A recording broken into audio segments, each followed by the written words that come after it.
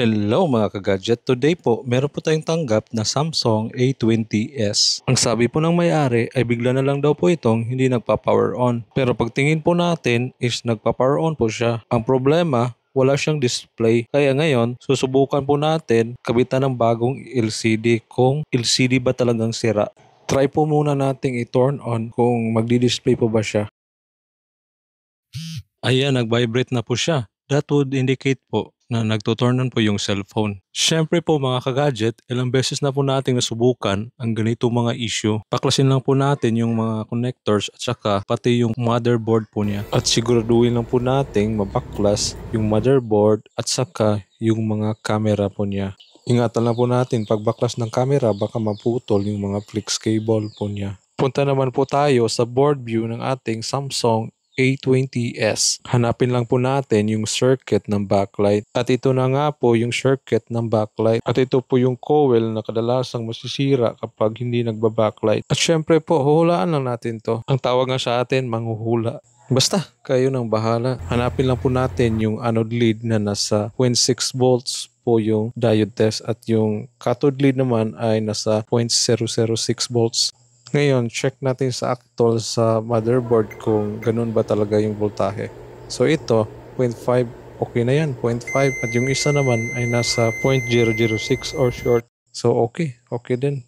So kung okay naman yung voltage check natin sa anode lead at saka sa cathode lead, kailangan nating ma-open yung cover ng backlight.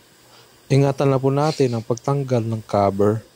Kung hindi po kayo mag-iingat, baka mapunit yung pinaka-copper sa board. Tiyagaan lang po to. Sabi nga po nila, pag may tiyaga, may nilaga. So first look po natin ay medyo may brown po yung color ng coil niya. Ito po yung coil niya. Yung pinakita natin kanina sa may board view.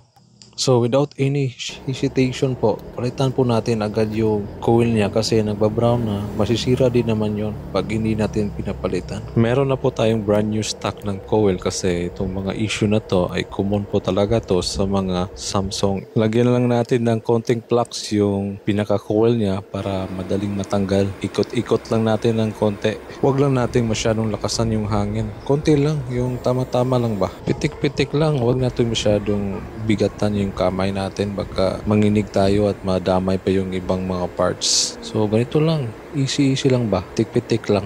Ang set pala ng temperature dito I think nasa mga 350 degrees Celsius at saka yung hangin sa akin na set ko ata to ng mga 20% lang. After natin malagyan ng bagong coil, so make sure natin linis ang ating gawa, di ba? So cleaning lang, brush lang ng konti, di ba? So, ganyan lang, kasimple. At since may cover naman talaga to, isauloy na natin to cover para safety naman yung circuit niya. Kasi may cover naman talaga, di ba? Easy lang naman yung pag-cover niya. So, initin lang ng konti, ganito, ganyan, paikot-ikot para ma-even yung temperature sa body niya at madali siyang dumikit, di ba? So, ganito lang kasimple. Simpleng-simple lang. Pagkatapos, cleaning na naman. So, ang ganitong trabaho, dapat cleaning palagi, di ba? Kasi malinis naman talaga to. Sauli na natin lahat yung mga parts, connect natin yung battery, yung signal connector, at saka i-turn on ulit. Okay, nag-vibrate siya, di ba? Okay na, may display na. Mga kagadget, pag meron po kayong ipa-repair, mag-message na lang po kayo sa page ko. At usually po, nagre-reply naman po ako agad. Thank you po sa panonood. Maraming salamat. Peace!